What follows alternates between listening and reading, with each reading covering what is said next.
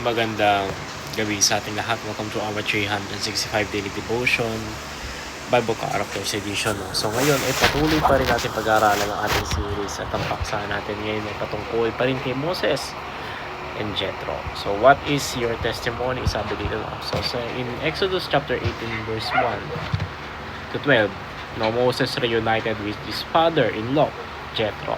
So after the Lord delivered Israel from Egypt, instead of highlighting his leadership, Moses carefully recounted what the Lord had done. So he told of plagues, the crossing of the Red Sea, and the many trials in the wilderness.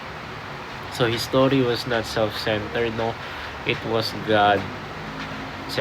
So when Jethro heard everything, he rejoiced and declared, Now I know that the Lord is greater than all gods. No? So the testimony of Moses moved Jethro from information to conviction, and from conviction to worship. So this passage reminds us that a testimony is not about impressing people. It is about revealing the greatness of God so that others may honor Him. So sabi nga sa Exodus chapter 11, no, now I know the Lord, now I know that the Lord is greater than all other gods. No, for He did this to those who had treated Israel arrogantly. So sinasabi lang dito, no, sa katuruan natin na we testify to boast what the Lord has done. So Moses could have spoken about his courage before Pharaoh or his leadership, no, in guiding Israel. Yet Scripture says he told Jethro everything the Lord had done. So this is the heart of biblical testimony, no? It magnifies God, not man. No? So through testimony, redirects attention from human ability to divine intervention. So when we boast in the Lord, we confess that salvation, provision, and endurance come from Him alone. So pride seeks applause, testimony seeks worship. The danger of the human heart is to subtly take credit for what only God could accomplish.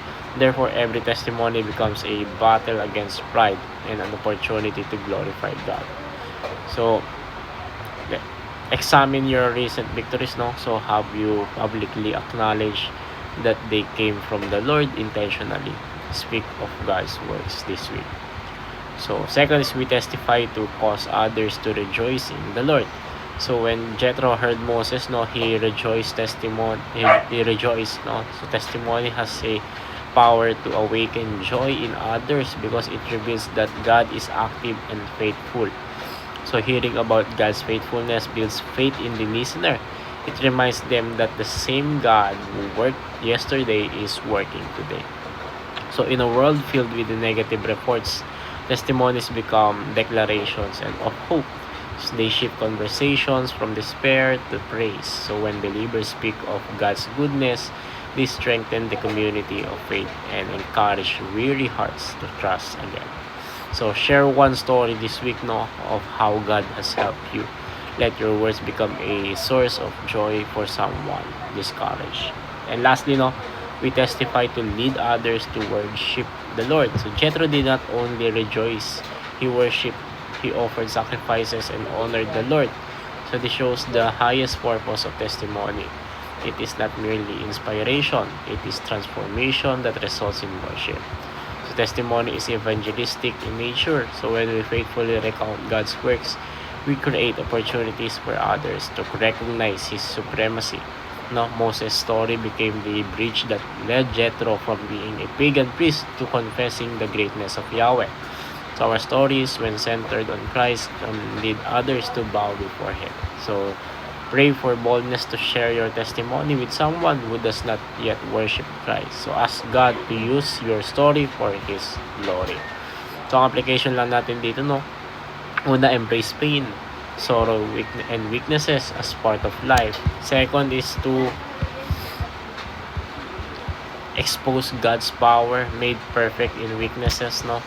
And lastly, exalt God and lead others to exalt Him.